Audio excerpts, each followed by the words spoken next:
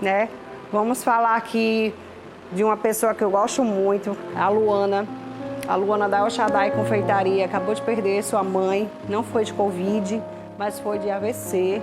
Né? É muito triste, né? Porque eu estava lá no camarim me ajeitando e lembrando, ontem foi Dia das Mães, no outro dia a gente perder uma pessoa assim que é pra gente tudo, minha gente. Imagina só, eu fico pensando, quantas pessoas não perdem outras pessoas próximo do aniversário, próximo de datas assim, comemorativas, Natal, final de ano.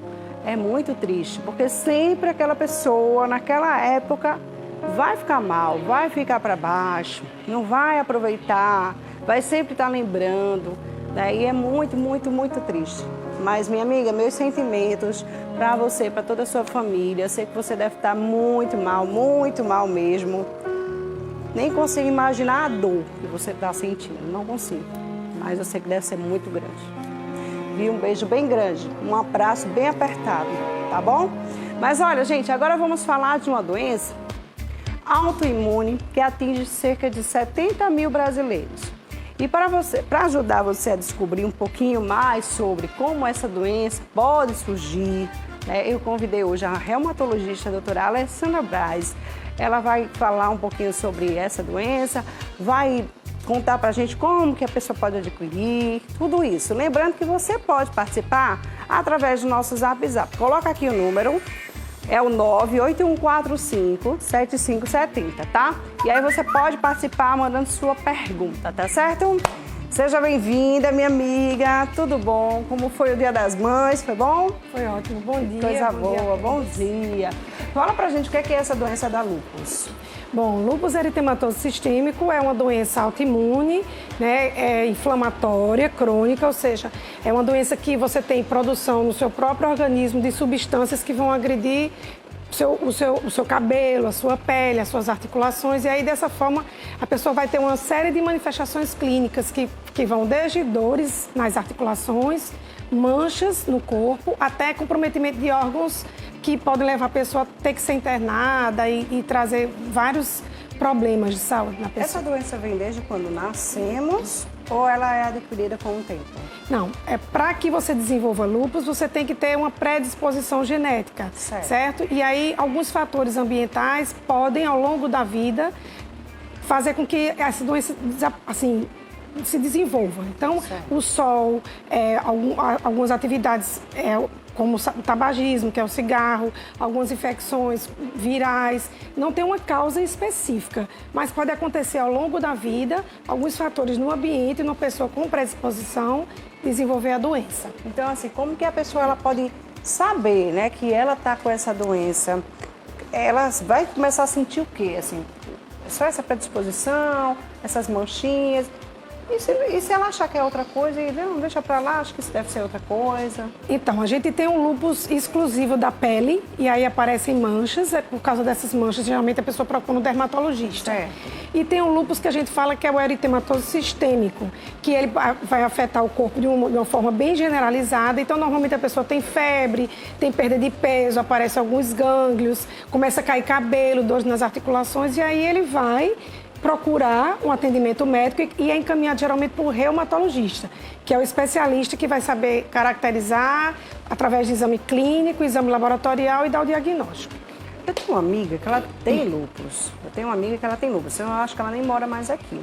Mas aí ela ia à praia, ela fazia atividade física. Claro que quando ela estava no auge do negócio, né? Ela não ia. Mas assim, ela dizia que era bom para ela, que o médico autorizava ela pegar só certo horário, fazer exercício para ela, ajudava muito. E aí, doutora, uma pessoa que ela pode fazer tudo isso? Olha, o sol para o lúpus, ele é um gatilho muitas vezes. Então, a gente tem que ter muito cuidado quando vai orientar um paciente, fazer atividade física, usar protetor solar, ter uma dieta balanceada, evitar comida com muito sal, controlar o peso, são fundamentais, inclusive fazem parte do tratamento. A questão do sol é porque 70% das pacientes com exposição da radiação ultravioleta podem ativar a doença principalmente as lesões de pele, mas também pode alterar o corpo de um modo geral. Então, a gente sempre orienta que o paciente evite exposição solar excessiva, use um protetor solar de boa qualidade, porque como o sol pode ativar a doença e pode provocar lesões de pele e alterações sistêmicas, a gente geralmente não orienta tomar sol. Agora, aquele solzinho antes das 8 horas, que o paciente possa tomar, em geral, se falava muito por causa da vitamina D, mas não tem muito sentido porque hoje a gente sabe que a vitamina D, a produção melhor, é com o sol muito forte. Então, geralmente, esses pacientes vão repor vitamina D através de medicamentos. É que uma pessoa com lúpus não pode fazer de jeito nenhum.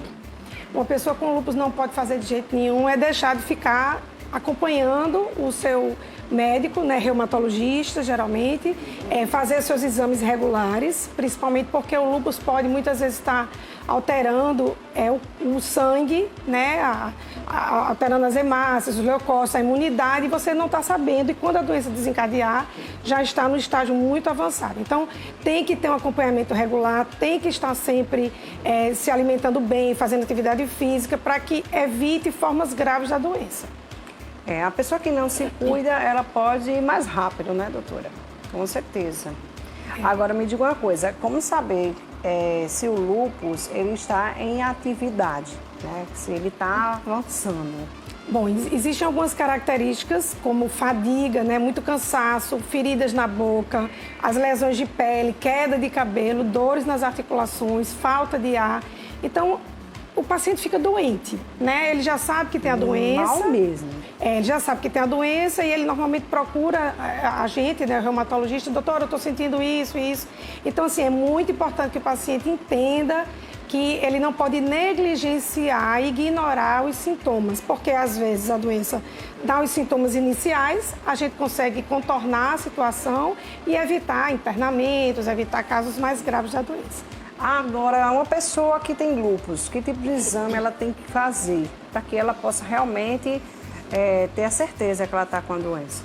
Então, dependendo da manifestação clínica, a gente vai confirmar através de exames complementares, né? Normalmente existe o FAM, que é um anticorpo que a gente solicita para ajudar no diagnóstico, mas ele não é exclusivo.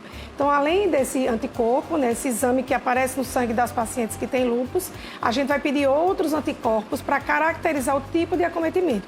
Tem uns que estão mais associados com o comprometimento da pele, outros com o comprometimento do pulmão, outros com o comprometimento do coração, dos rins. Então, o reumatologista, ele sabe exatamente como conduzir e é importante que a população procure um reumatologista mesmo, um especialista, e aí a gente tem no site da Sociedade Brasileira de Reumatologia, no CRM, pessoas que são credenciadas. É um grande problema você ficar acompanhado com uma pessoa que não é reumatologista, não sabe conduzir, aí realmente a gente tem pego casos bem complicados. Me diga uma coisa, será que confunde o lúpus com outra doença? Porque a pessoa pode começar a sentir alguns sintomas, tipo mancha na pele, alguma coisa assim, achar que é alguma besteirinha, alguma coisa de pele mesmo, e aí não saber que realmente é o lúpus, né? Confunde? Tem alguma doença assim que possa confundir, alguma coisa assim? Tem. No nosso país, principalmente, que é um país endêmico ainda, em hanseníase, né? Muitas pessoas podem ter lesões de pele, pode ser hanseníase e do mesmo jeito que pode ser hanseníase e ser diagnosticado como lúpus, pode ser lúpus e ser diagnosticado como hanseníase. Tem algumas lesões também de alergia, de sensibilidade da pele, tem algumas manchas no rosto, a gente chama acne rosácea, que dá aquela lesão parecida em asa de borboleta, tão descrita, né, como associada ao lúpus. E tem dentro da reumatologia outras manifestações, outras doenças que simulam o lúpus. Então, por isso que a gente fala sempre que um bom especialista vai ser capaz de diagnosticar e saber conduzir os casos de pacientes com lúpus. Então, existem vários tipos de lúpus. O lúpus tem o lúpus de pele exclusivo, que a gente chama lúpus eritematoso cutâneo, e tem o lúpus sistêmico. Dentro do lúpus eritematoso sistêmico pode ter uma série de manifestações clínicas, desde aquele que pega mais. Aquele que pega mais pele e articulação, e tem aquele que atinge coração, pulmão, rim, sistema nervoso central, e esses aí é que realmente levam, em geral, o paciente a ser internado. E aí, a pessoa que tem lúpus ou a pessoa que... Não, vamos falar de quem não tem. como que ela pode se prevenir? Uma pessoa que não tem, de jeito nenhum. Não, a pessoa que não tem, a princípio, ela não precisa se prevenir, né? Porque... Né? Ela, assim, geralmente o que acontece muito com a gente é quando o paciente tem alguém na família. Então, minha mãe tem lúpus, minha irmã tem lúpus. E aí pode ser genético, né? É, e aí às vezes eles procuram a gente para fazer um diagnóstico precoce, mas o lúpus é doença. Então, se a gente for pedir um anticorpo e o anticorpo der positivo, isso não quer dizer que a pessoa está doente. Agora, claro que a gente sempre orienta, ó, se aparecer algumas manifestações assim, aí a senhora traz a sua filha, informa a sua irmã para vir antes. Não é como... Tem algumas doenças dentro da reumatologia que tem um padrão genético muito forte. E como tem esse padrão genético muito forte, a gente investiga antes. Mas no lúpus, não. A gente até não orienta. Porque a pessoa tem um FAM positivo e começa a achar que está doente, entendeu? O FAM é só um anticorpo. É 15% da população, até mais, com mais de 50 anos, tem FAM positivo e não tem a doença. Então, a gente orienta sempre que fique vigilante, né? Se acontecer alguma coisa, procurar o reumatologista. Bom, vamos lá. A reumatologista, além do lúpus, né? Cuida de que tanto? Para que as pessoas que estão em casa, às vezes falam, para que a reumatologista serve para quê? Para que tipo de doença, além do lúpus? Existe o termo popular reumatismo, né? Todas as doenças do aparelho locomotor que tem alguma característica inflamatória ou autoimune, é o reumatologista que cuida.